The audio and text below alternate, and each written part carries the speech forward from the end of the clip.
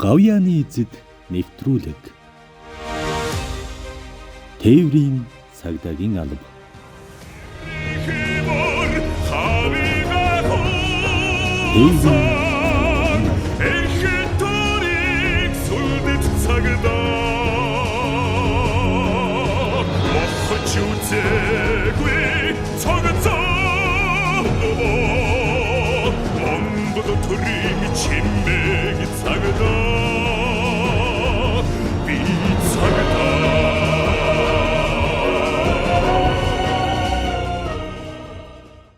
Алфагчтай өдрийн мэндийг хүргэе. Гавьяаны эзэд видеокаст нэвтрүүлгийн 2024 оны 2 дахь дугаарын жишноор нийслэлийн зам үйлгэн зохицуулах хэлтсийн цагдаа зохицуулагч, цагдаагийн ахлаглагч Улмаагийн Алтан эрг оролцож байна. Танд энэ өдрийн мэнд. За танд ч гэсэн энэ өдрийн мэнд хүргэе. За та цагдаагийн ажил амьдралтай хэрхэн холбогдсон талаар албаагчтай сонирхол байна. Би одоо цагдаагаа 2003 онд цэрэгт яваал. Тэгээд цэрэгт яваал дотоодын зэргийн 0.5 дугаар ангид явж байгаа л тэнд нэг баяр наадмын хамгаалт гэж болдог гэсэн. Тийш анх цагдаа яваал. Цагдаа нар очиод оройны цагдаа нар чинь оройн чөлөө цагаараа барилдаж марилдаал тоглоал гэдэг. Тэгэл тэр баахан цагдаа нартай барилд би чинь цэрэг байсан. Тэгэл цагдаа нартай барилдаал тэгэл ерэн цагдаа юм болчмоо санагдаал. Тэгэл ерэн цагдаагийн байгууллага курс тэгэл цэрэгээ төгсөөл тэгэл курстэй бол цагдаа болсон. Ер нь бол тэндээс л цагдаа болъё гэсэн сэтлийг авсан юм шүү дээ, тийм. Ер нь тэр хамгаалттай баяр наадмын хамгаалт намайг олон сайхан цагдаа нартай барилдаал тогж наадуулаад тэгжлэр болмоо санагдаал.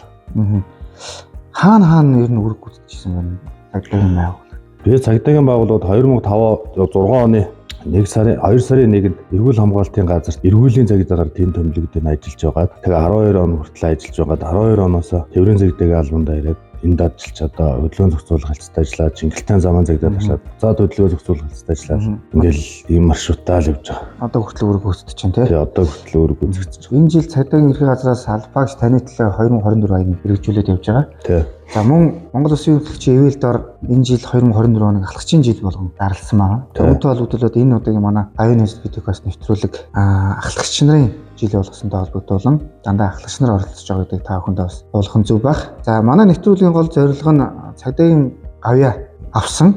За гавьяа нь одоо Монголын цагдаад гавьяа байгуулж авсан юм. Гавьяатай албаагчд оролцож байгаа гэдгээр онцлог байгаа.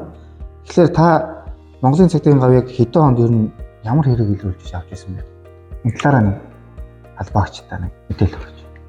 За би энэ 2018 онд Чингэлтэн дүүгийн замын цагдаа хэлцэд цагдаа зохицуулагч тэнд ажиллаж байгаад өглөөний хяналт шалгалтанд гарч явж байгаад дамбын тэнд зогсчихсан чинь өглөө тэр чинь 9 цаг 10 цагийн үед болсон юм болоо да.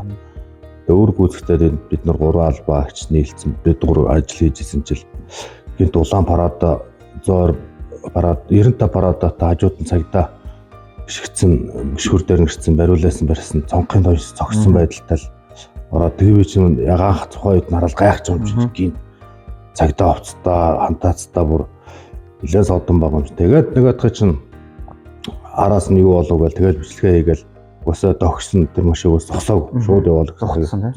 Тэгэл араас нь бид чинь даагаал бичлэгээ хийгээл бол холбогдох байгууллагууд руу бүгдэнд хэлээл ийм ингэ явж ингээл урд дуур зогсоох боломж байна уу гэж гэсэн. Тэгээд тэгээсээ тийм машин зогсоох боломж гараагүй. Тэгээд би тэгэд ард нь байгааг нэг машин барьж явсан жолооч бол мэдчихэж байгаа байхгүй. Тэгээд би тэгэд хажуугаар нь гүйцэтрүүлээд урд нь орё гэхэд оруулахгүй. Би тэгэд рүү нэг цагдаач нэг яг гүйцэтрүүлэх талд нь байгаад байдаг. Би тэгэд рүү шахаад тэгэд энэ донд хавсарчих гээд байдаг. Тэгээд тэгжэл одоо явж нэгнийхээ араас хөөцөлдөж тэгжэл гавьяа авсантай юм. Тэгээ нөгөө цагдаагийн албаагч яваад замдаа нөгөөсөө бид нар урд нь ор зогсох боломжгүй. Тэгээ араас нь дагаж явсаар гад дотроос нөгөө хүн зөрчигчин төлөхөж унаагаал тэгэл замдаар унаал. Тэгээ бид чинь нөгөө байн гуцаар холбоотой явж байгаа юм чи яах вэ гэвэл машинаа дагаж ямар ч үндсэн дуур нөх боломж байдгүй гэдэг чинь тэгэл дагаал яваадсан. Тэгж дагаж явал Батцөмбөрийн хүртлийн гэр лөө гаргаж зогсоогоол. Бас милийн хол явсан байна тий. Илүү чинь гараад дураг нэг 100 км явсан баг шүү. Аваа явсан. Тий. Тэгээд тэнд л уул руу гараад өгөөсөө тэгээд зогсоод машин зогссон. Уул руу ойроо гараад дайраад. Тэгээд гарахааргүй болол. Тэгээ зогсоол бид нар тэнд. Тэгмэл тэгжэл гавьяага авсан да. Тэм зэрэгтнүүд бол яг талан мөрөөр нь яваад. Тийм одоо тухайд одоо шүүх хурлаар болж ах чинь тэр хүний чинь 23 хохирогч ирж ирсэн шүү дээ. Тэр хүн дээр ч одоо улсын хэмжээнд 90 зурвалж гिचсэн хүн юм байлаа л. Тэгээд тухайн үед бид нар бол тэрийг мэдэхгүй юм чинь ямар учрыг мэдэхгүй тэгэл албаагч үдгээл гараад ирэх чинь бид нар ч амар чочирч байгаа юм чинь. Тэгээд дараа нь бид нар чинь шүүх хурал мурлаар нь яагаад ирэх чинь тийм л юм бэлээ. Олон зайлингийн хэрэгтэл байсан юм байлаа. Зүг. Гавьяг хинээс авч ирсэн бэ? Баатаржоо. Тийм. Нөхөр газрын давхрахгүй Баатаржоо дараах та. Баатаржоо дараагаас авчихсан. Тодорхойлоо тийм. Тий. Алмын дараах яг мэдээж алмаас тодорхойлсон баг. Тий, алмын дараагаас амуусаа хандаргасан. Тий. Амуусаа хандаргаа тэгээ шинэ жилээр очиж авчихсан. Нэрхээ хатар. Тий, алмын дээр авчихсан. Алмын дээр. Тий, алмын дээр дуудаад амуусаа хандаргаа дараад болчихсон. Тэгээд чинь тэр жил чинь би чинь тэгээд сумынхаа бас шилдэг мэлдэг олон хоноо шинэ жилээр чинь сумынхаа шилдэг мэлдэг болгоодсэн. Нэрхээ газрын удирдлагуудаас энэ гэмт хэрэг илрүүлэхэд ер нь өөр чинь сэтгэлийн үг аранаас нэг сэтгэл томс үг хэлжээ. Одоо нэг яг ажилтаа амжилт төсөөл гэжсэн. Тэгээд нэг олон хүмүүс шагнагчжсэн болохоор тухайн үед бол одоо тийм юм бол сонсоогүй. За ерөөхдөө тойрон сэтэгийн албанд энэ жил болон түрүү жил нэлээдгүй бас шинээр албаагч нэлээдгүй томилогдсон байна. Тэгэхээр одоо албаагчдаас ер нь ингээд цагдаагийн байгууллагын удирдлагуудаас болон тойрон сэтэгийн албаны удирдлагуудаас одоо байнга ингээд үүрэг чиглэл цахилгаан хариуцлагатай холбоотой авилгаа дүн шалтгаалтай үүрэг чиглэл хөрвүүлээд тахта албаагчд гэмт хэрэг зөрчилд холбогдох нь өртөөсөө буурахгүй багсахгүй байна.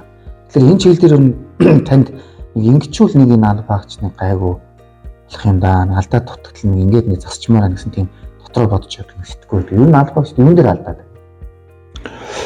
Ер нь албаагч нар бол ер нь алдаж байгаа нь нэгт харьцаан дээр их амархан алдаад тэгээд нөгөөдхөөсөө нөгөө иргэдтэй юмаа жоохон мэдэхгүйгээс болоод иргэдийн бас үг аманд ороод юм урдаас юмаа тайлбарлаж хэлэхгүйгээс чадахгүйгээс болж бас их амархан шантарж байгаа болов. Дээрээс нь жоохон ойлоо мэдэхгүй болохоор нэг жолооч би ямар зөрчил гарсан энэгүй мэдэж чадахгүйгээс болоод жоохон амтнд л жоохон одоо үндсэндээ нь одоо юу гэдэг юм бэ тайлбарч чадахгүй өөрийгөө хөндлөө тэр юмудаа хэлж чадахгүй өөртөө бүх юм хурааж аваад за энэ тээврийн зэгдэг алга гэдэг чинь энэ хэцүү юм байна хүнтэй байн гарцсан гээд нэгт хоёрт болохоор гадаа хүүтэн дулаан байдаг янз бүрийн үйлрэл байдаг болохоор эндээсээ хуцаа үйлрлээ тохируулж өмсч чадахгүй байдлаас болоод бас жоохон байгаад байгаа юм шиг надад санагддгийн.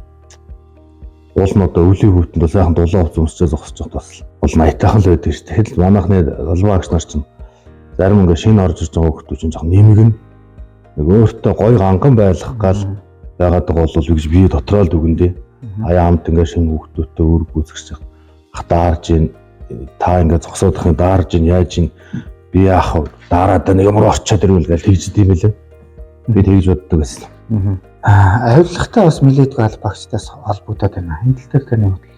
Тийм одоо миний бодлоор бол одоо энэ цалинманг бол одоо ер нь нэг ямар ч байсан нэг ахуй хэрэгцээнд бол хөлцөөтэй болцсон хүний гармаар өнгөөгд байхгүй шиг өөрийн гэсэн сэтгэлээ гаргаад ард түмтэйгоо яваад ажил хөдөлмөрөө аятайхаа хийгээ бол бас төрөөсөө бас нэг 10 20 30 40%-аараа шагнуулаад эндээсээ бас урамшуул аваад явбал одоо би бас болох болов гэж боддیں۔ Тэгээд ихгүй манайхны албаагч өөр бас санаа зорилго гаргаж аваад энэ дээрээ эргэж асуудал гараад албанаас чааг халагдчих шиг өөрөө нэр хүндгүй болоод ажил хөдөлмөргүй болоод хамт олонтойгоо устдаас жоохон холдоол ийм юмуд их бас гарч байгаа юм шиг санагдаж байна да.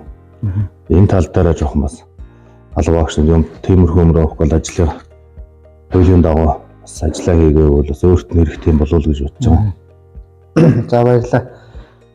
Тэгэхээр энэ удаагийн гавьяаны нэвтрүүлгийн 2 дахь дугаарыг очноор нийслэлийн зам хөдөлгөөн зохицуулах хэлтсийн цагдаа зохицуулалт цагдаагийн ахлагч Улмаагийн Алтан хэрэг оролцлоо. Танд баярлалаа. За баярлалаа. Та бүхэн ажлын амжилт хүсье. За танд бас ажиллаа. За.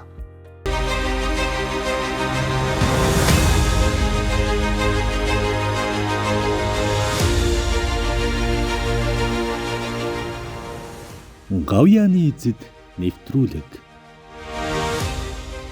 Тээврийн цагдаагийн алба.